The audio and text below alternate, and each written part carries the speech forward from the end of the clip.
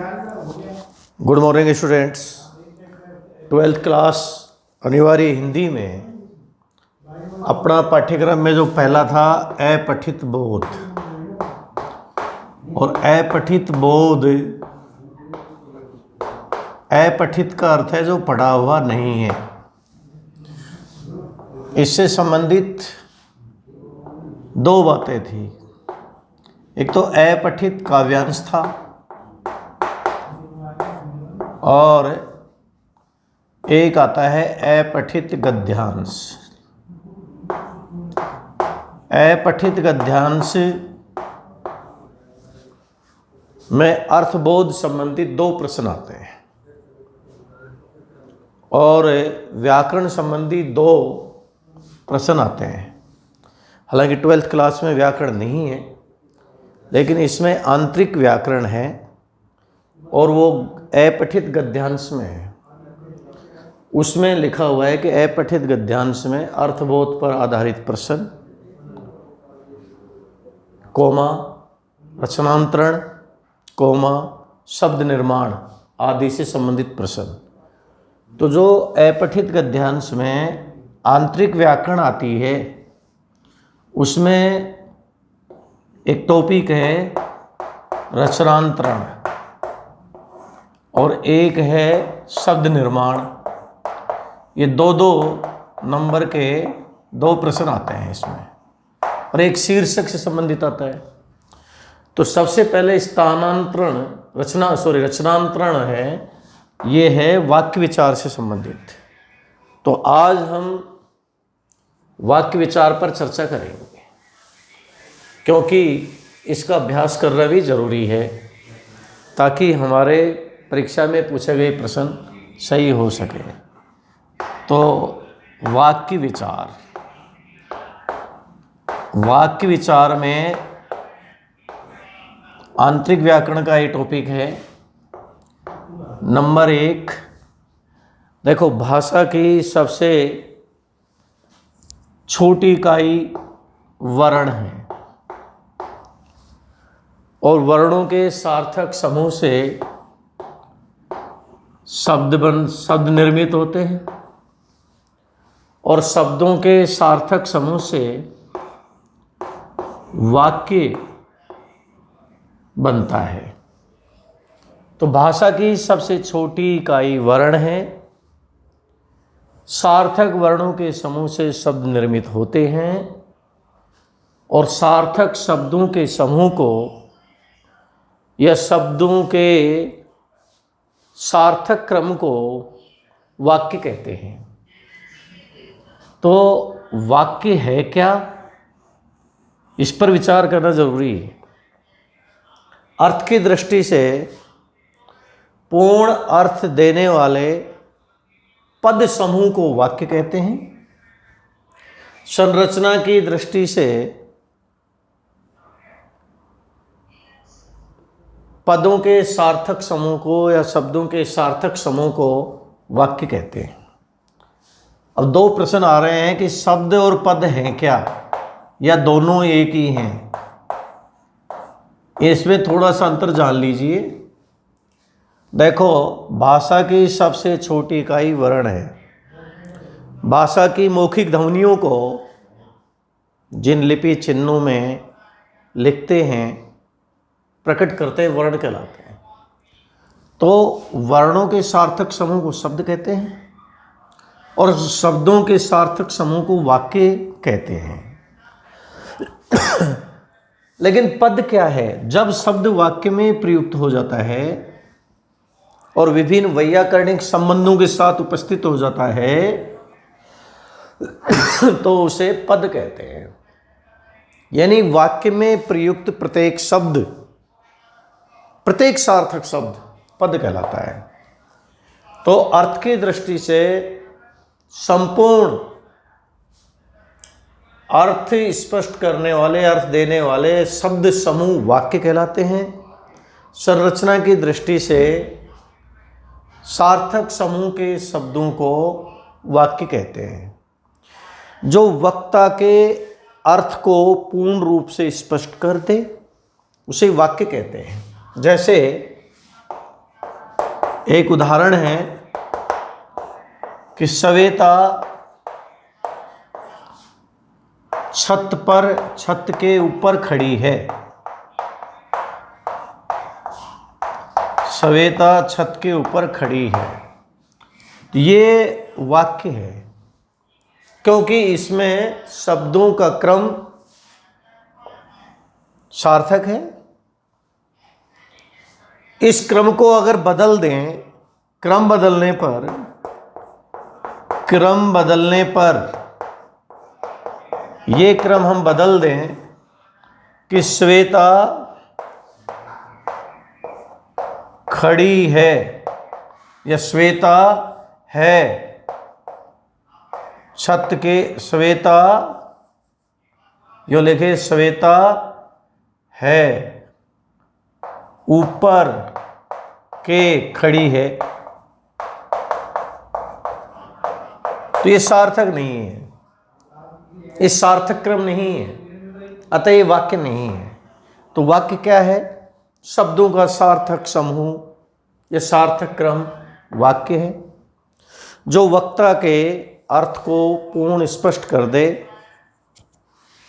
ऐसे शब्द सार्थक समूह को वाक्य कहते हैं। ये तो हुआ हमारा वाक्य विचार। लेकिन परीक्षा में व्यवहारिक प्रश्न आते हैं। अब जो वाक्य है, ओके स्टूडेंट्स, वाक्य क्या है हमने जान लिया। भाषा की सबसे छोटी इकाई वर्ण। सार्थक वर्णों से क्या बना? शब्द। शब्द जब वाक्य में प्रयुक्त हो जाता है तो क्या हो जाता है? पद।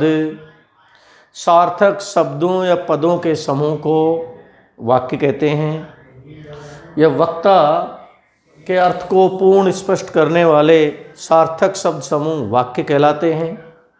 यह संरचना की दृष्टि से सार्थक शब्दों के समूह को वाक्य कहते हैं।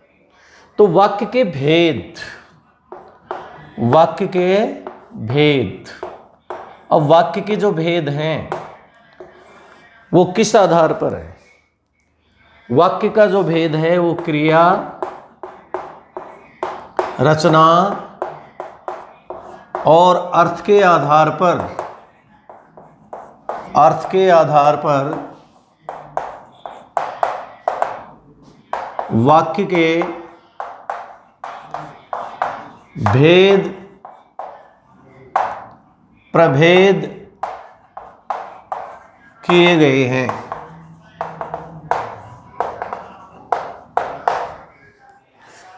तीन आधार हैं: क्रिया, रचना, अर्थ। तो वाक्य के जो भेद हैं उसके कितने आधार हैं? तीन हैं। किस किस आधार पर हुए हैं? क्रिया के आधार पर वाक्य के भेद किए गए हैं, रचना के आधार पर वाक्य के भेद किए गए हैं, अर्थ के आधार पर भी वाक्य के भेद किए गए हैं। तो सर्वप्रथम हम लेंगे क्रिया के आधार पर। तो क्रिया के आधार पर जो वाक्य के भेद हैं वो तीन हैं। क्रिया के आधार पर वाक्य के तीन भेद हैं। और तीन भेद कौन कौन से हैं? नंबर 1, कृत्यवाच्य। नंबर 2, भाववाच्य।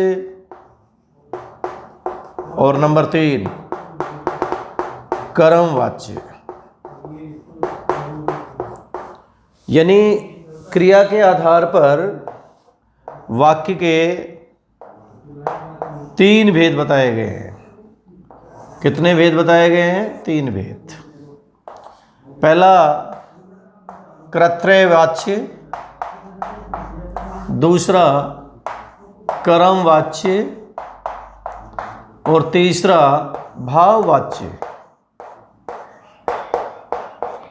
भाववाच्य। ये क्रिया के आधार पर वाक्य के भेद किए गए हैं। अब हम कृत्यवाच्य की बात करेंगे। जब वाक्य में क्रिया का सीधा संबंध कर्ता से होता है अर्थात क्रिया के लिंग और वचन कर्ता के अनुसार होते हैं तो वह कृत्यवाच्य होता है। जैसे अनुष्क गाना गा रहा है, या दूसरा कहे कि तनीषा गाना गा रही है, तनीषा गाना गा रही है, तो क्रिया का जो लिंग है, क्रिया का जो वचन है, वो कर्ता कारक के अनुसार यहां तय हो रहा है। किसके अनुसार हो रहा है? कर्ता कारक के अनुसार तय हो रहा है। इसका तात्पर्य हुआ कि क्रिया के आधार पर वाक्य के 3 भेद हो गए। क्रिया के आधार पर वाक्य के 3 भेद हो गए। पहला है कृत्यवाच्य, जब वाक्य में क्रिया का संबंध सीधा कर्ता से होता है, अर्थात क्रिया का लिंग वचन कर्ता कारक के अनुसार होता है, तो वह कृत्यवाच्य होता है।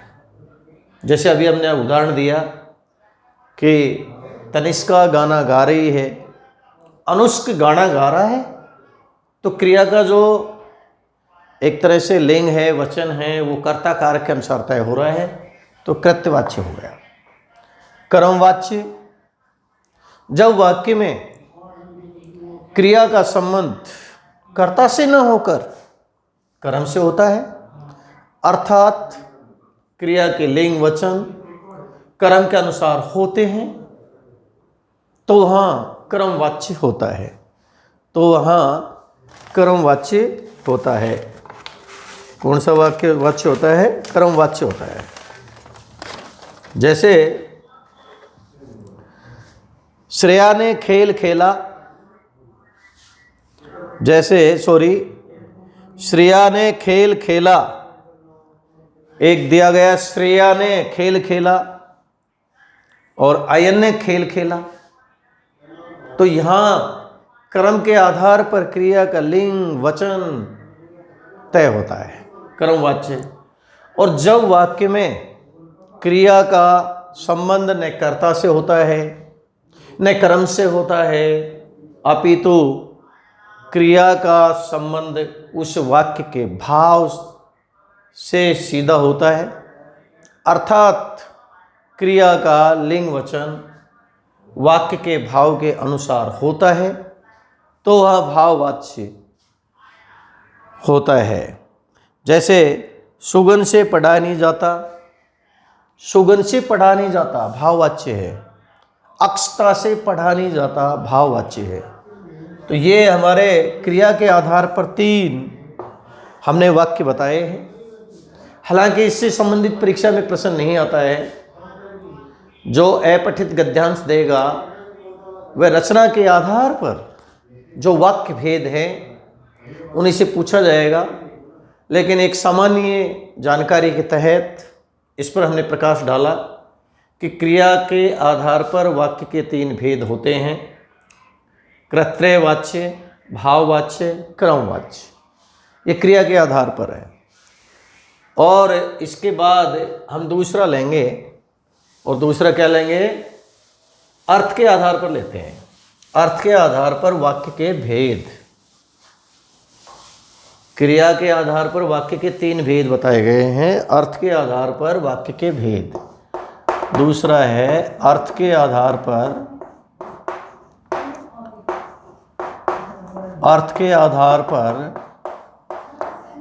वाक्य के भेद।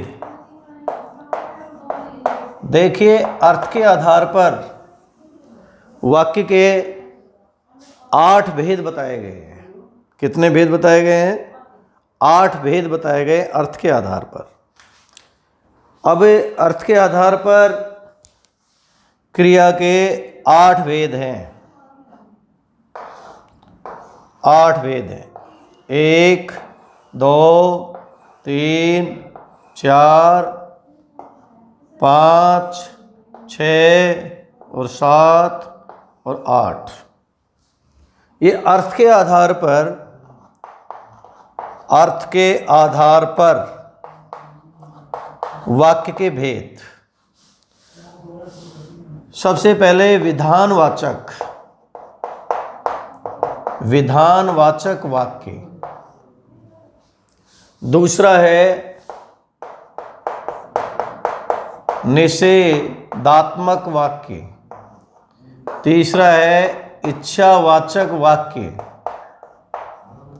चौथा है संदेहवाचक वाक्य। पांचवा है विस्मयादि बोधक वाक्य। छठा है आज्ञावाचक वाक्य। सातवां है संकेतवाचक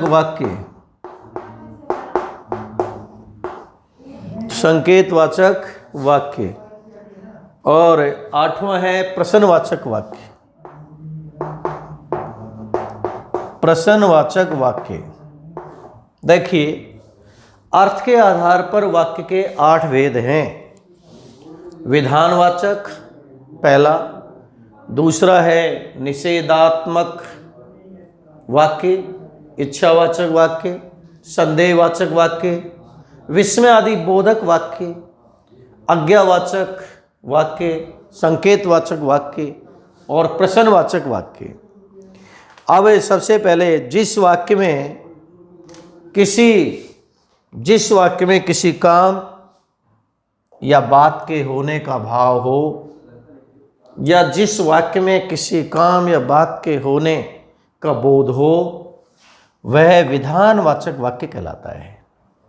वह क्या कहलाता है? विधानवाचक वाक्य कहलाता है। जैसे मैं खाता हूँ, तो इसमें एक काम होने की बात है। तो हमने क्या कहा था कि जिस वाक्य में किसी काम या किसी बात के होने का भाव या बोध हो, वो विधानवाचक वाक्य है। जैसे मैं खाता हूँ, तो इसमें किसी काम के होने का बोध हो रहा है। और दूसरा ये कहा जाए कि सगुना तेरी सहेली है, या ये कह दिया जाए कि सगुना तेरी सहेली है, बात होने का भाव प्रकट हो रहा है, तो विधानवाचक वाक्य हो गया। दूसरा है निषेधात्मक वाक्य। जब वाक्य में किसी काम के नहीं होने या किसी बात के नहीं होने या किसी काम के अभाव का बोध हो या भाव का बोध हो, तो वह निषेधात्मक वाक्य कहलाता है। क्या कहलाता है? निषेधात्मक वाक्य कहलाता है। जैसे सड़क पर मत भागो, या अनुज के घर पर नहीं है। जैसे सड़क पर मत भागो, या किसी के काम के नहीं होने का बोध हो रहा है, अनुज के घर पर नहीं है, यहाँ पर भी किसी काम या बात के नहीं होने का बोध हो रहा है, अतः यहाँ निषेधात्मक वाक्य है। इच्छावाचक वाक्य। अब इच्छावाचक वाक्य होता क्या है, उसको भी अच्छी तरह समझ लेना। जिस वाक्य में आशीर्वाद, इच्छा, कामना आदि का बोध हो, जिस वाक्य में आशीर्वाद, इच्छा, कामना आदि का बोध हो, या जो वाक्य इच्छा, कामना, आशीर्वाद का भाव प्रकट करे, उसे इच्छावाचक वाक्य कहते हैं। जैसे इसमें उदाहरण देखिए, एक अच्छा सा उदाहरण लेंगे। ईश्वर सबका भला करे, ईश्वर सबका भला करे, यहाँ पर इच्छा प्रकट की गई है कि ईश्वर सबका भला करे इस कोरोना महामारी में। तो ये कौन सा वाक्य हो जाएगा? इच्छावाचक वाक्य हो जाएगा। दूसरा उदाहरण इसमें दें कि आपका जीवन सुख में हो, इसमें कहीं ना कहीं आशीर्वाद, इच्छा, कामना का भाव है, अतः इच्छावाचक वाक्य है। संदेहवाचक वाक्य में देखिए, संदेहवाचक में है क्या कि जिस वाक्य में किसी काम के पूरा होने में संदेह या संभावना का भाव प्रकट हो, जिस वाक्य में किसी काम के पूरा होने में संदेह या संभावना का भाव प्रकट हो वह संदेहवाचक वाक्य कहलाता है। जहाँ संदेह होता है, जैसे ये कहा जाए कि शायद वे कल आए, हो सकता है कल तक मौसम ठीक हो जाएगा। शायद वो कल आए, यह संभावना व्यक्त की गई है। हो सकता है कल तक मौसम ठीक हो जाएगा, यहाँ पर भी संभावना व्यक्त की गई, अतः संदेहवाचक वाक्य हो गया। विस्मय आदि बोधक, जब वाक्य में हर्ष, शोक, विस्मय, घृणा आदि भावों का बोध हो, जब वाक्य में विस्मय, घृणा, शोक, हर्ष आदि भावों का बोध हो तो वह विस्मय आदि बोधक वाक्य कहलाता है। जैसे कोई कहे अरे ये क्या हो गया, अरे ये क्या हो गया, तो विस्मय बोधक वाक्य हो गया। वाह, दूसरा कहे वाह, वाह कितना सुंदर दृश्य है, विस्मय बोधक वाक्य हो गया। और आज्ञावाचक वाक्य, जब किसी वाक्य में आज्ञा, अनुमति, उपदेश व विनय का बोध हो, जब किसी वाक्य में आज्ञा, अनुमति, उपदेश व विनय का भाव हो या बोध हो तो वह आज्ञावाचक वाक्य कहलाता है। जैसे इसमें उदाहरण भी दे सकते हैं, अनुष्क अपना कमरा साफ करो, अनुष्क अपना कमरा साफ करो, यहां पर आज्ञा का भाव है। तनिषा इस कुर्सी पर मत बैठो, यहां पर भी आज्ञा है, अतः यहां आज्ञावाचक वाक्य हो जाएगा। यानी जिस वाक्य में आज्ञा, अनुमति, उपदेश और विनय का बोध हो वह आज्ञावाचक वाक्य कहलाता है। अब है संकेतवाचक वाक्य। संकेतवाचक जो वाक्य है उसमें देखिए कि जहां जिस वाक्य में संकेत या शर्त हो, जिस वाक्य में संकेत या शर्त हो तो वह संकेतवाचक वाक्य कहलाता है। जैसे यदि तुम जाओ तो मैं चलूं, यदि तुम जाओ, संकेत या शर्त हो, शर्त लगा दी। यदि तुम जाओ तो मैं चलूं, तो संकेतवाचक हो गया। दूसरा देखिए, वर्षा न होती तो फसल सूख जाती, यहां पर भी क्या कर दिया, शर्त लगा दी गई, वर्षा नहीं होती तो फसल सूख जाती। प्रश्नवाचक, जब वाक्य में प्रश्न करने का भाव हो या वाक्य का प्रयोग प्रश्न पूछने के लिए किया जाए तो वह प्रश्नवाचक वाक्य कहलाता है। क्या कहलाता है, प्रश्नवाचक वाक्य कहलाता है।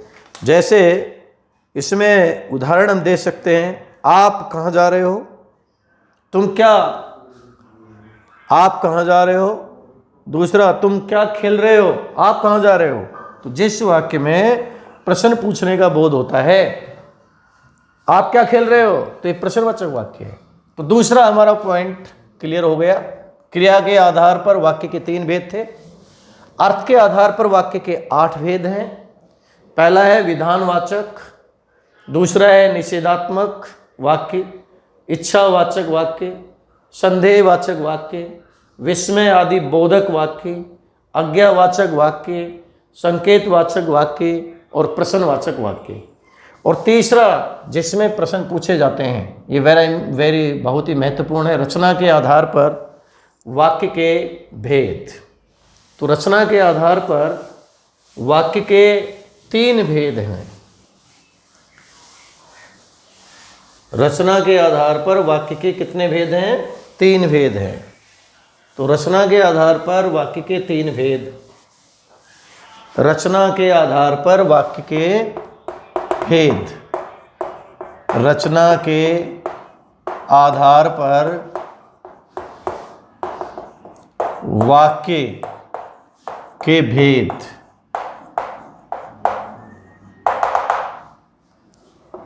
रचना के आधार पर वाक्य भेद 3 है, सरल या साधारण वाक्य पहला, मिश्र या मिश्रित वाक्य, और तीसरा है संयुक्त वाक्य, या यूं कह सकते हैं सरल या साधारण वाक्य, दूसरा संयुक्त वाक्य, और तीसरा मिश्र या मिश्रित वाक्य। ये अगले वीडियो में हम करेंगे। Thank you.